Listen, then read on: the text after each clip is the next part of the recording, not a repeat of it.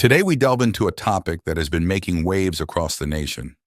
In a recent turn of events, the controversial Islamic scholar Sheikh Gumi has broken his silence after being invited by security agents over the nation's insecurity, particularly the rampant banditry in the north. But what exactly did he say? Let's break it down. Sheikh Gumi confirmed that he had a fruitful discussion with Nigerian security agents who invited him. The Kaduna-based cleric emphasized that there was no cause for alarm during the meeting. He clarified that the interaction was focused on finding ways to curb banditry, as everyone strives to tackle the monster plaguing our nation.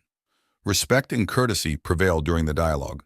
Sheikh Gumi has been a divisive figure in the ongoing kidnap for ransom crisis in northern Nigeria. His influence extends far beyond mere religious circles. The cleric has advocated for negotiations and amnesty for the criminal groups responsible for the recent wave of kidnappings. He believes that granting amnesty to bandits could lead to a safer resolution. Gumi's statements have raised eyebrows. He boldly asserted that kidnapping children from school is a lesser evil because it allows for negotiation. According to him, bandits are now more cautious about human lives, unlike their previous mission of violence and destruction.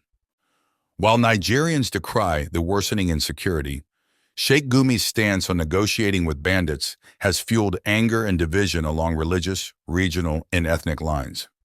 His sympathies toward the criminals have drawn criticism, especially considering the hundreds of civilians, including school children, who have fallen victim to abductions. Here's where it gets interesting. Sheikh Gumi questions why the federal government has been so careless about taking action against those financing terrorism. Despite exposure over the years, some financiers remain untouched. Is there something they're hiding from the Nigerian people? Sheikh Gumi's case raises critical questions.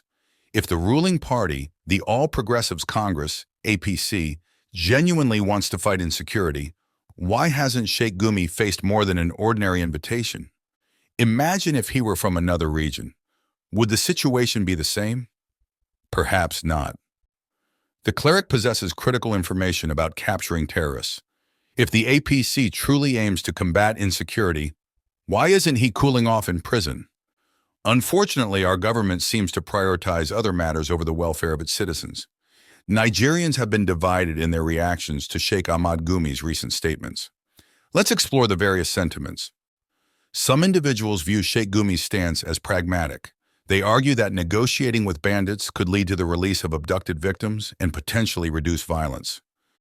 These supporters believe that Gumi's direct contact with bandits gives him unique insights into their motivations and vulnerabilities. On the other hand, there is a wave of outrage among Nigerians. Many consider Sheikh Gumi's statements as dangerous, especially his assertion that kidnapping school children is a lesser evil. Critics argue that such views normalize criminal behavior and undermine the urgency of tackling insecurity head-on. Sheikh Gumi's ethnicity and regional background play a significant role in the reactions. Some perceive that he receives preferential treatment due to being a northerner. If he were from another region, the response from the government and public might have been harsher. A growing number of Nigerians demand accountability. They question why Sheikh Gumi hasn't faced more than ordinary invitation despite his controversial statements. The lack of decisive action against those financing terrorism raises suspicions. Is there more to the story? Ultimately, most Nigerians share a common goal, a safer and more secure nation. Sheikh Gumi's words have ignited conversations about our collective responsibility. The government must prioritize citizens' welfare over any other considerations. Hashtags like Gumi debate and Gumi controversy trended as citizens engaged in passionate debates. CSOs have issued strongly worded statements condemning Sheikh Gumi's stance. They emphasize the need for a unified approach against banditry. Transparency International Nigeria called for an independent investigation into any potential ties between Gumi and criminal elements. Other Islamic scholars have weighed in. Some support Gumi's approach, citing the Islamic tradition of dialogue and reconciliation. However, others argue that negotiating with bandits undermines the rule of law and emboldens criminals. Opposition parties seize the opportunity to criticize the ruling APC.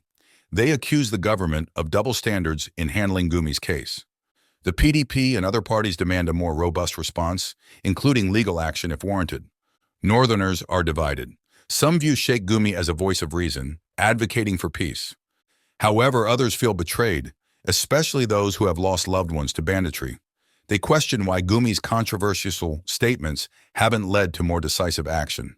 Newspapers, TV channels, and online news portals have dissected every word uttered by Sheikh Gumi. Editorials call for a national conversation on security, religious influence, and the role of intellectuals in shaping public discourse. Many Nigerians believe that Sheikh Gumi, as an influential figure, must be held accountable for his words. They argue that his statements could embolden criminals and undermine efforts to restore peace. The federal government's silence on Sheikh Gumi's controversial remarks raises eyebrows. Citizens demand clarity. Why hasn't he faced more than an ordinary invitation? The Nigerian people deserve transparency. If Sheikh Gumi possesses vital information, it should be shared with security agencies. The fight against banditry requires a united front, not selective treatment based on ethnicity or region. Nigerians remain vigilant, seeking answers and accountability. As we navigate these turbulent waters, let us remember that our collective voice matters. We must hold leaders and influencers to a higher standard, regardless of their background. All right, I think the first question would be that in a country that is battling terrorism, battling insecurity, struggling with bandits, what is it that makes Sheikh Gumi seem so, altogether so powerful? Oh, but this is not the first time we've heard about him standing in or speaking up as a mediator or negotiator with quote-unquote bandits. What is it that makes him so seemingly powerful? I think it's the failure of the Nigerian government over the years to have left him to be talking that trash in the country that belongs to all of us. Nigeria belongs to all of us, and I think the government need to act decisively. So let me start by commending the government of President Bola Ahmed Tinubu for taking this bold step to have invited this Islamic cleric.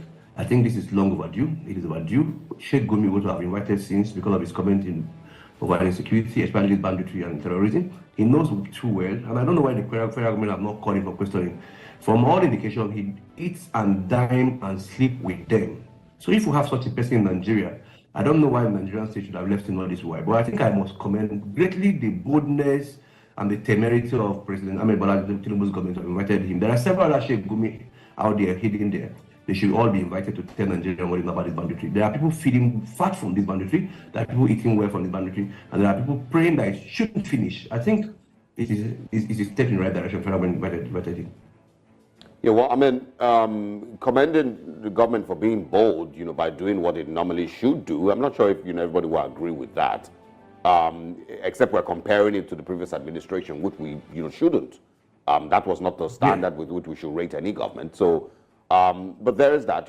I want to, know what next, after he's been invited. You've mentioned that there's many other, Sheikh Gumis, across Nigeria. What next? And should those be the steps that we should expect from the government going forward? That we should immediately tackle every other person who is playing one role or the other, assisting these criminals? This issue of this banditry have been commercialized in Nigeria. Whether we like it or not, it's now a source of living for some persons. Just like I said earlier, there are several other Sheikh Gumi. Government must deploy more intelligence to invite all of them. Invite them. Question them. When they are found culpable, they prosecute them. This country belongs to all of us. Some people cannot hold our country to ransom. Nigerians have been bastardized. Nigerians have been traumatized by the action of these bandits. So there's no reason why federal government should not go all out for them. I would like it to my brother. We cannot shy away from the fact that we must compare this government with previous government. The previous government was lackadaisical about insecurity. The previous government was nonchalant about it. The previous government romanced these bandits. Whether we like it or not, we can't shy away from that fact. So I think we should give honor to whom honor is due. We should give honor to President Tinubu for taking this bold step. One thing I expect him to do more is to go further to get those remaining Sheikh Gumis. There are more powerful persons than Sheikh Gumi that are close to this bandit in this very country. They should call them for questioning. I'm not saying they are guilty yet, but they should deploy all the dragnet, bring them to book, and ensure that they are prosecuted appropriately.